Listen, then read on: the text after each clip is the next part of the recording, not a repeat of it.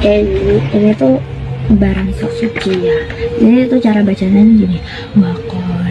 Waqalal maliku inni kon.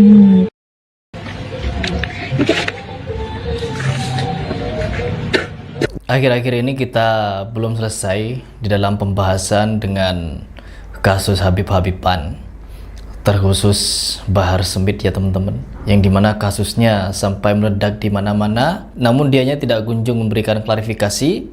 Bahkan ketika dikirimkan surat somasi pun belum ada jawaban sampai sekarang. Belum kelar juga dengan kasus Habib Bahar, banyak kasus gus-gusan yang semakin marak membuat kekonyolan di Indonesia, terkhusus mereka yang katanya keturunan kiai. Gus-gusan, memimpin majelis, rokok-rokokan. Satu hisapan satu pahala enggih, molakno tirunan sak isap.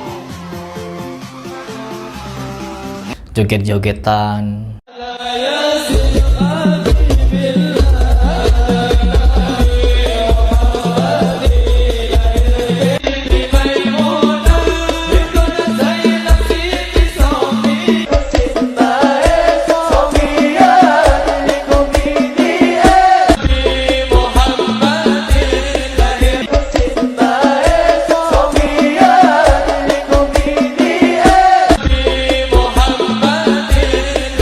Gombal-gombalan. Wes cah, jujur. Wes saiki ngene. Kowe milih pacarmu apa milih aku? Mesukan. Baik pemirsa, masih bersama saya nih Serina Hanifah. Ya. Iya, bi. Cocok buatan Beb. Cocok. Omong ngono, cepet. Pondok ora aji paling cedak karo kuburan kan. Tak kandhani sik. Suarane enake kaya ngono. Apa meneh disahane iya. Sudah seperti biasa kita saksikan di kalangan mereka. Ketika kita edukasikan, mereka sih paling kenceng teriak Wahabi. Ya memang siapapun yang berbicara tentang kebenaran, kejujuran, yang hak, melawan batil akan diteriaki Wahabi. Gak perlu di bidang agama, gak perlu. Di bidang peduli pada lingkungan saja dijuluki Wahabi teman-teman. Siapapun yang membela kebenaran akan dijuluki Wahabi. Ingatkan kalian kepada seorang pemuda yang berdebat dengan gus-gusan itu yang melawan tambang nikel, dijuluki Wahabi lingkungan. Karena siapapun yang berniat untuk memurnikan agama, memurnikan lingkungan, memurnikan kehidupan akan dijuluki Wahabi. Apa Wahabi? Yaitu pengikut Sang Maha Pemberi. Jadi kalian kalau dijuluki Wahabi gak perlu takut, gak perlu risau, karena Wahabi adalah pengikut Sang Maha Pemberi. Justru mereka yang paling rajin teriak Wahabi perlu dipertanyakan.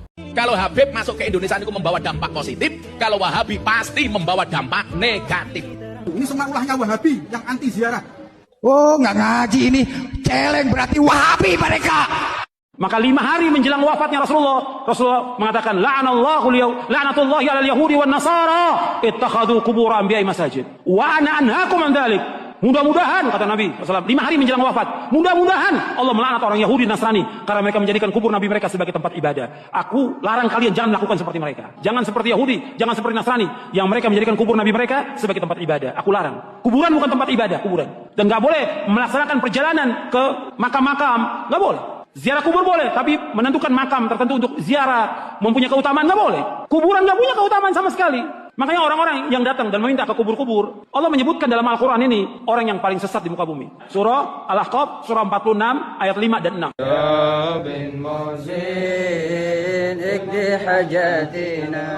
Dan kembali lagi kepada pembahasan, kita belum kelar dengan kasus gus-gusan, bib-biban, kiai-kiaian, ustad-ustadan, pengasuh pondok pesantrenan yang dimana oknum-oknumnya banyak sekali mengajarkan keanehan, kecelenehan, kesesatan. Sekarang muncul lagi teman-teman, yang dimana ada seorang perempuan tanpa meludahi Al-Quran dan bahkan sampai mengucapkan kalimat-kalimat jorok kepada Al-Quran. Ini benda yang katanya sok suci itu sambil meludahi dan mengucapkan kalimat-kalimat kotor. Ya, Indonesia bukan negaranya yang bermasalah, tapi banyak orang-orang yang penuh masalah di Indonesia namun seperti memiliki kebebasan untuk melampiaskan masalahnya. Dulu sekali ya teman-teman, kurang lebih 3 tahunan yang lalu, saya sempat bersih tegang dengan Majelis Ma'iyah, kelompoknya Cak Nun, yang dimana menyambut orang seperti Weldo diagung-agungkan sebagai orang yang bertauhid, sedangkan dia sebenarnya menghina tauhid, menghina Nabi, bahkan mengaku nabi.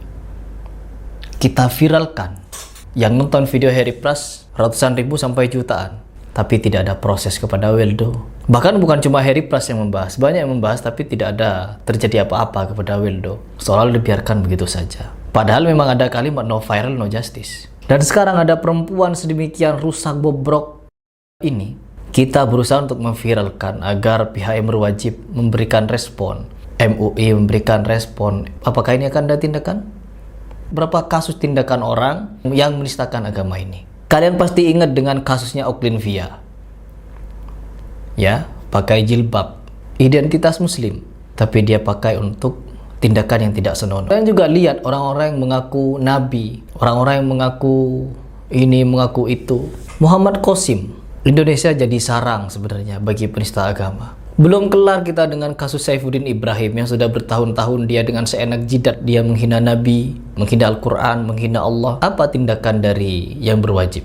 Mentang-mentang dia di luar negeri begitu, tidak bisa untuk dijemput, tidak bisa untuk dipenjara, dihukum, diberikan sanksi. Ya begini kondisinya. Ini kondisi negara kita. Terus bagaimana dengan santri-santri? Sampai-sampai ada hari santri nasional.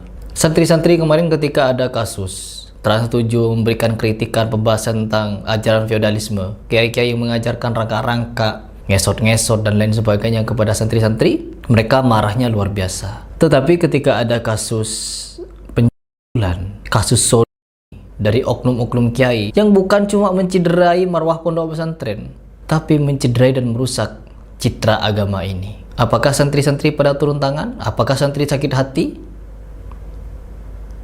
Enggak, teman-teman. Jadi mereka marahnya kepada edukasi dan tidak marah pada kemaksiatan, tidak marah kepada kerusakan. Majelisan, solawat-solawat, joget-joget. Untuk sana sini meliput acara, tapi sayangnya yang disorting cuma jendela. Menyanjung Nabi SAW dengan jogetan. Apakah mereka sakit hati? Tidak. Jadi ini memang kondisi negara kita ketika diedukasi. Mereka paling kencang teriak Wahabi-Wahabi. Kok Harry Pras begitu santainya menanggapi perempuan yang menista agama ini? Ya mau bagaimana lagi? Kok nggak ada tokoh-tokoh agama yang jelas menistakan agama, tidak ada apa-apa? Gus-gusan konyol itu. Bungkus rokok. Dia samakan, dia analogikan dengan Allah. Ada tulisan A katanya. Allah sampurna, Allah sampurna. Ini jelas menista agama. Apakah ada tindakan dari MUI? Apakah ada tindakan dari kepolisian? Apakah ada tindakan dari para santri? Apakah ada tindakan dari umat Islam? Cuma kita yang teriaki Wahabi-Wahabi ini yang ingin mengedukasi umat dan digembosi dengan teriakan Wahabi. Miris melihat dan menyaksikan kebobrokan yang begitu bobrok namun seolah-olah dipelihara. Oleh siapa? Saya hanya ingin mengajak kalian mikir saja. Silakan dipikir. Dan semoga si perempuan ini, si anak jahanam ini bisa diberikan sanksi oleh yang berwajib. Karena kita bukan yang berwajib. Kita hanya umat Islam yang hanya sakit hati menonton ini dan ingin mengungkapkan, semoga direspon oleh yang berwajib. Itu saja dari saya. Dan ingat, ini bukan satu-satunya. Kalau ingin bertindak, tindaklah semuanya. Itu dari saya.